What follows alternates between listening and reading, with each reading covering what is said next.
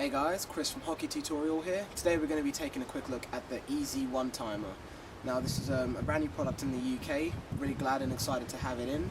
The guys at EZPuck were kind enough to send us one down for reviewing, so we thought we'd post a video up and give you guys feedback of what we think of it.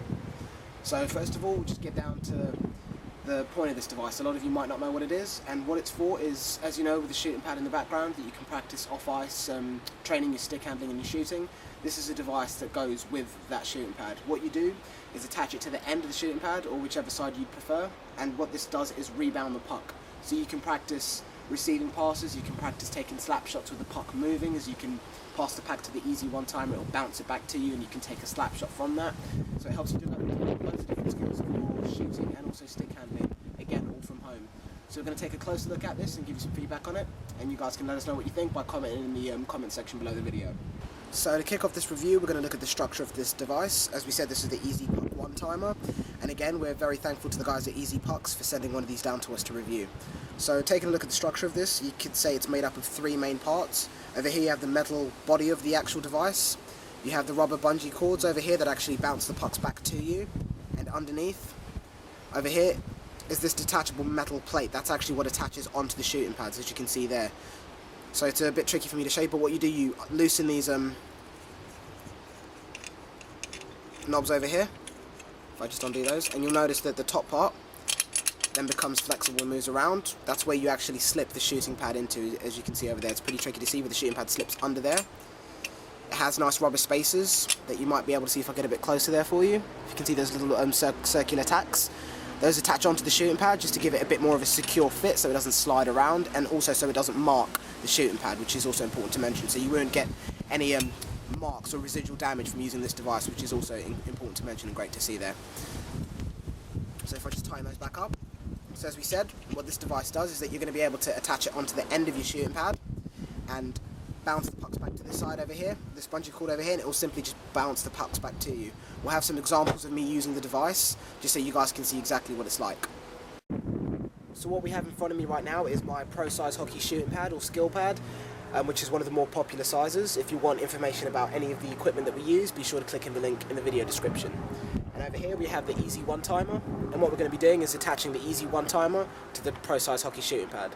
So we need to start by undoing the knobs over here, which, as we said earlier on, releases the back plate at the back, which allows us to slide the hockey shooting pad into it. So I'm just going to loosen those, make sure I've got enough clearance to get in there. If I just bring that closer to you, you'll be able to see that the back plate over here has completely come down. That's it on if it was tightened, and that's it loosened. So that should be enough space for us to slide our shooting pad under. I'm just going to turn this upside down so you guys can see exactly what I'm doing. So this is the hockey Pro Size pad turned upside down to show you what the One Timer will look like underneath the shooting pad. So as we said, we've undone this back plate over here. You can see it's nice and loose.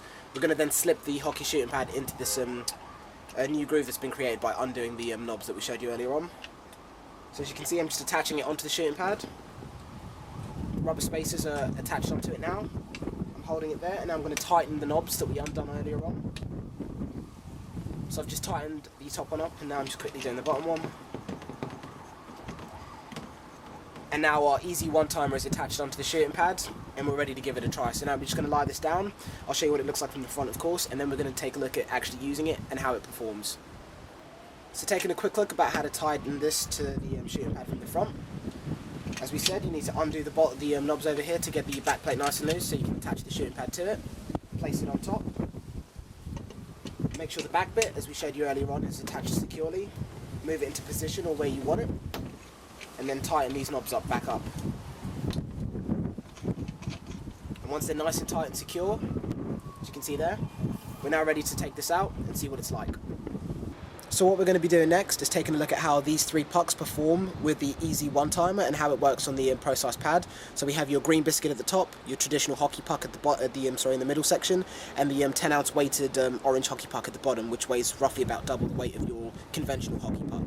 So we'll compare all of these together, see how they work with the One Timer, see how it performs with all of these pucks, and give you some feedback about what we think about it. So to start off with, I began with the official ice hockey puck. This worked very well. It was nice and smooth on the shooting pad, bounced off the rebounder very, very well, and was nice and comfortable and felt natural. From there, I switched over and used the 10-ounce weighted orange hockey puck, This was much heavier, a bit harder to control, and what I found was that it was almost kind of too heavy for the OneTimer and almost shifted the whole pad as I was using it if I fired it at the rebounder too hard. And after that I used the green biscuit as always. The green biscuit worked very well, practically no friction with this puck, but I found that sometimes, just because of the design of the green biscuit, that it would almost get caught underneath the cords or the rubber bands around the OneTimer, which was a bit of disappointment, a bit irritating, so I'd stick to using the official hockey pucks.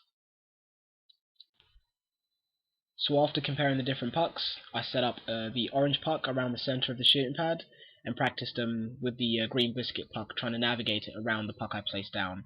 So what I did with the green biscuit was bounce it across the rebounder and try and navigate it around the orange puck using the toe and the heel of my blade.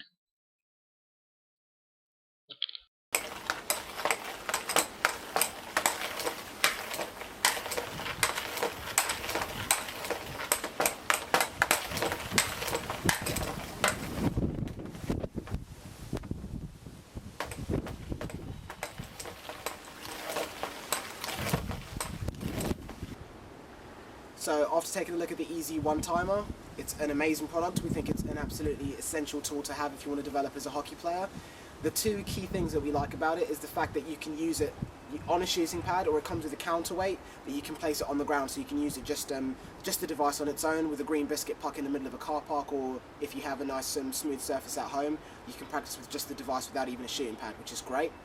And also the fact that it allows you to practice your hockey shots, your wrist shots and your slap shots with the puck moving. So you can bounce a puck at this, it bounces it back to you, and you take a shot with the puck moving, which is a much more realistic way of practicing your shots, because, you know, as you may or may not know, in the middle of a game, it's very rare that you'll ever get to take a slap shot with the puck stationary or just standing still. So being able to practice your slap shots with the puck moving around is a definitely essential way of being able to develop as a player.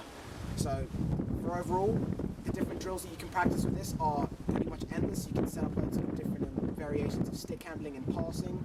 You can use this also for passing. If you're having trouble receiving those hard passes, you can practice from home with this. As we said, you can use it for your shooting, and you can also take it off the shooting pad, attach the counterweight to the bottom of it, and then you can use it as just a separate device with a green biscuit puck in the middle of a nice big smooth surface. So you can use it for your aiming and also receiving passes from long distances, which is great. So we'll have another video coming out showing you how this works with the counterweight, which is the device that allows this EZPuck One Timer to be used on its own rather than on a shooting pad. As for that, if you'd like any more information about it, be sure to click on the link in the video description, which will take you to a full article on our website with pictures and a bit more detail about this device. Hey guys, so what I've done now is just attach the EZPuck One Timer onto the larger size shooting pad. This is one of the large size roll-up shooting pads. Excellent for practicing stick handling and shooting, because you just have so much more space to work with, and it's a lot more convenient to practice your one-timers or your slap shots while the puck's moving on a larger pad, because you have a lot more space and a lot more area to practice with, rather than the pro-size pads, which I found a bit too small to practice your one-timers or your slap shots, because you didn't really have enough time to adjust and get ready to take the shot while the puck was returning back to you, because the pads were a bit small. But with this size over here, it's a great size to practice your slap shots. So we're just going to mess around with it, practice some backhand shots, some passing, receiving some hard passes, short passes but at high speeds, and just see how that goes.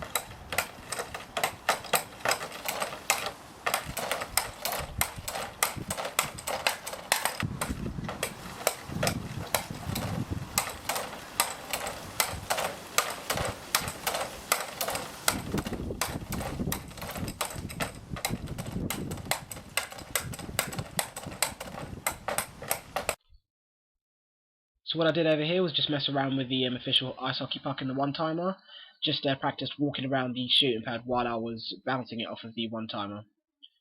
After I had a go at that, I also tried bouncing the puck off of the OneTimer and also taking some slap shots with the puck in motion, which is one of the key features about the OneTimer that we like so much. So if you get one of these, I'd definitely recommend practicing your slap shots with the puck moving, as it's a much more realistic way of practicing them. So after practicing with the EZPuck One Timer on the large roll-up pad and also the smaller shooting pad or the pro-size pad, I have to say that it's much more comfortable and it feels a lot more natural to use it on the large roll-up pad. You have a lot more space to practice, to create drills, and also to prep for your shots with your slap shots and your wrist shots. You can also practice receiving passes from much greater distances, also practicing your backhands from a bit further, gives you a bit more space, and it helps you develop those key skills that you need on the ice. So taking another quick look at the EZPuck One Timer, you're probably wondering what these bands that are attached to it. if that snaps, do you have to replace the whole device? The answer to that is no. You can actually buy these bands separately. I'll update the link in the video description and also on hockeytutorial.com, letting you guys know where you can get them. Last time I checked, the only website in the UK that was selling these was a website called hockeytrainingaid.com. They were the only ones in the UK that I found that were selling the One Timer and also the replacement bands. So I'll post a link for that in the video description so you guys can go pick these up, and also if you need to replace the bands, you can also get those from there as well. So this has just been a quick look at the One Timer. If you want more information about it, feel free to click on the link in the video description, come to hockeytutorial.com. We have a full-page article on this with a lot more pictures and a lot more detail about it. This is Chris from Hockey Tutorial. Take care till next time, guys.